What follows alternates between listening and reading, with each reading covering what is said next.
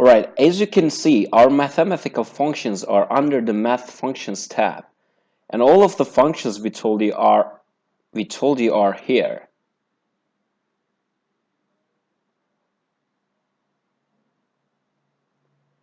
When you open this, you can choose the data types. This mathematical function command will make the operations related to these expressions.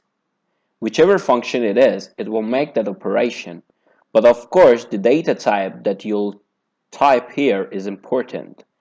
If you enter an integer number here, it's important between what values it can be assigned. For instance, let's give this 25,000 value and let's give this 250,000 value.